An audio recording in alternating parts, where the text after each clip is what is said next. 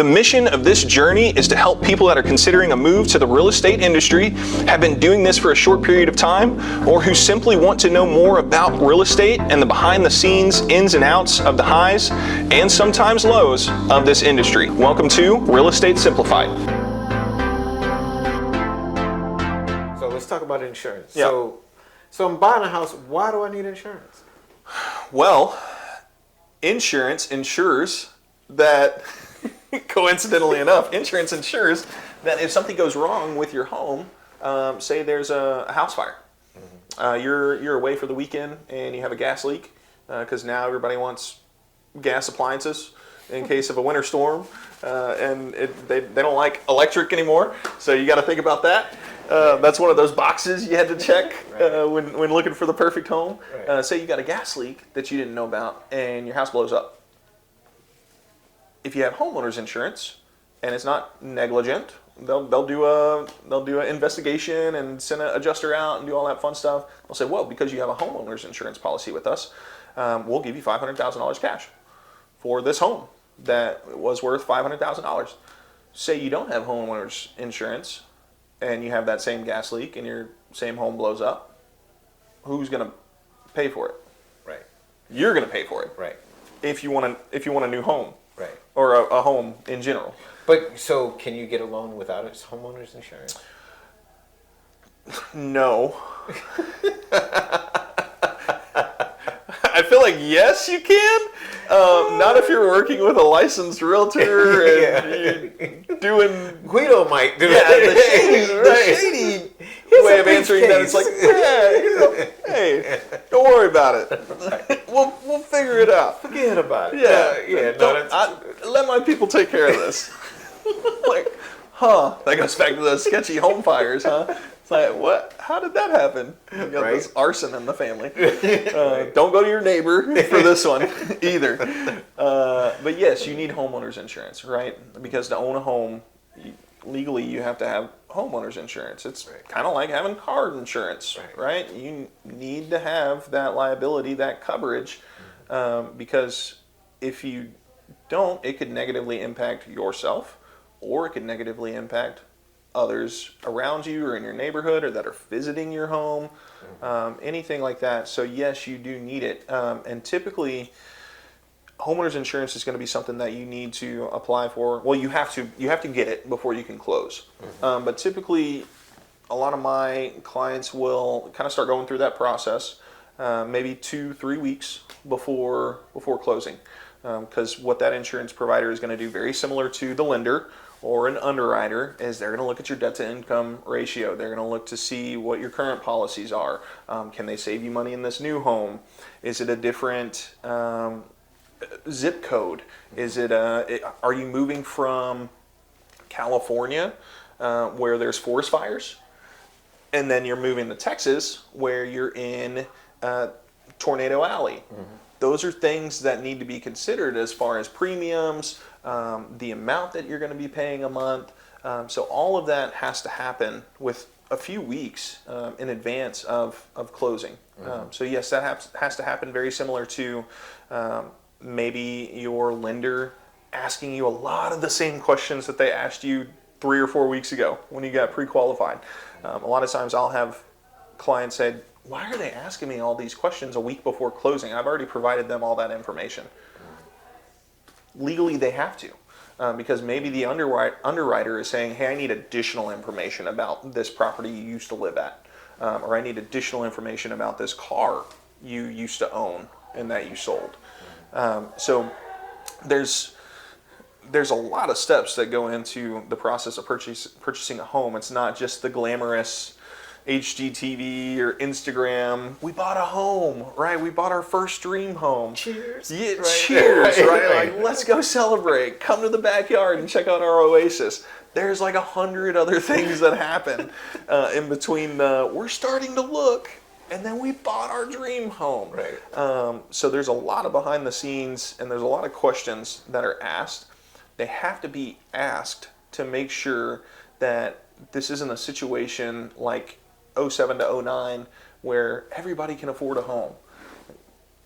now we're going to make sure you can afford a home. We're going to make sure you're still at that job. Right. We're going to make sure you haven't purchased a new car.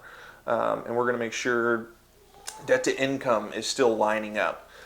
Because the last thing that a lender or a insurance provider or myself, your realtor, want to happen is you get into the home and then 6 months down the road, you actually can't afford it. Or you're starting to, your savings account is starting to slowly slip away because, well, actually, that $2,000 a month payment you couldn't afford. You really should have been paying $1,800 a month. So yeah, that's yes, homeowners insurance is required.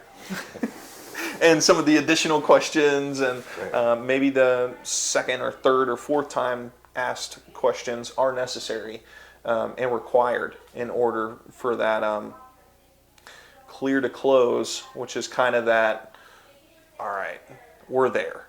Hey, just as long as you don't buy that new car, we are there. Didn't get that bass boat. That's right. You didn't get that bass boat. You didn't buy the pontoon boat that your kids have been begging you for. Right. Yeah, the clear to close is kind of the golden ticket, where it's like, all right, we can see the light at the end of the tunnel. So, talk me through the underwriting process. Yeah. So, underwriting process still for me is a little bit of a gray area, but a lot of times that's going to be kind of a separate part of the process, separate step, and a whole separate department within the lender. So say for instance, it's still a local lender, but they still have to they will send you an email. If you're a buyer, you're a consumer, and you're going through this process, or you're going through this process in the future, you will get an email that says your file has been sent to underwriting. They will let us know in 24 to 48 hours if you're clear to close or if they need additional information. And that pretty much never fails, especially if you're working with a good lender. They're going to send you the notification and saying your file has been sent to underwriting. That's more of a objective kind of third party within the process that's really going to fine comb or go through it with a fine comb and saying, all right, you said that the income is $100,000, but it looks like here the income is $98,000. Now we need 2 more pay stubs, or now we need hey, you said they're starting a new job in Texas and they're going to be making $100,000, but the first 2 pay stubs that they've received from that new job show that really they're going to get 98. Now we need additional information about that. Right. So really they're going to be like kind the of $2,000 that you're making from selling crocheted. your side business, right? What you're doing on Etsy, right? Like they need some sort of 1099 from, or they need, you get paid through Venmo. Okay, well then we're going to need to see the Venmo transactions. Really? Yeah. Really? Yeah. So they really kind of just deep dive it because I could say, yeah, I get $100,000. It's like, okay, cool. But 50 of it comes from here, 30 of it comes from here, and 20 of it from here. The underwriter's going to figure that out. They're really going to, because at the end of the day, they want to just prove that either you can or you can't afford this loan. Right. Yeah. Right. Gotcha. And so you want to make sure that you have all your paperwork together. Yes. So that you can submit it to them if they need it. Yep. Yeah, absolutely. Gotcha. So a lot of times if you're getting questions that you feel like you've already answered, more than likely that's because it's about a week before closing and the underwriter has requested additional information about that topic that you feel like you've already answered questions about. So what if something comes back like, we thought that your credit was good, but you had a late payment here, or we thought that this was okay, but we need to see this additional. Can that torpedo the deal or make it go away? Absolutely. Or are there ways to overcome that? There are ways to overcome it. So obviously you would have to provide that documentation. So just like you mentioned, you need to have that documentation on hand. If maybe there was a delinquent payment or a delinquent account, you're like, no, I can assure you it's paid off. They need to see that immediately because a lot of times it might take not only days, but maybe weeks or months for that to kind of say, yeah, it's officially off of your off of your credit. Gotcha. So it can absolutely torpedo a deal. So yeah, that's kind of like we've talked about before. It's like opening up the kimono or going ahead and saying, find everything.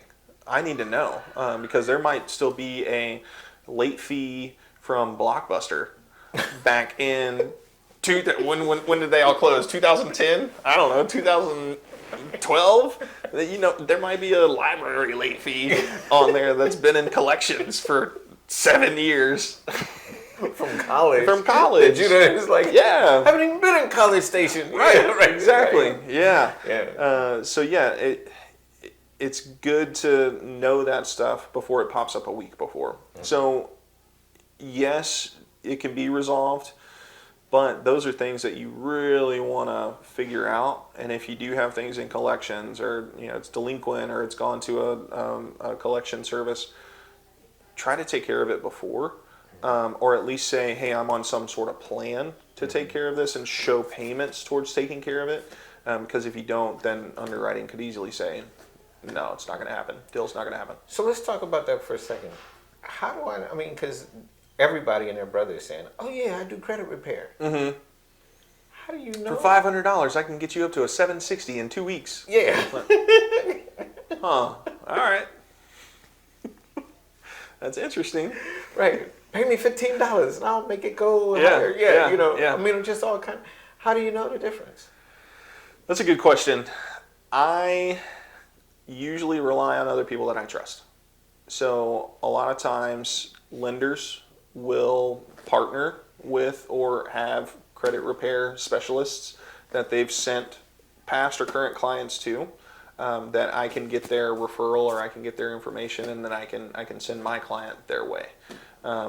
And what that allows is more of a triangular communication. I can say, okay, you sent them to Joe Bob credit repair specialist. Well, I have their information, and they included me on the email to the client saying, hey, we can, here's the 3 delinquent payments, or here's the 3 delinquent accounts. We can get your credit up in 6 months. So then I know too, hey, let's not waste your time. Let's not get your hopes up in looking at homes for the next 5 months. Let's have you just focus on getting your credit where it needs to be.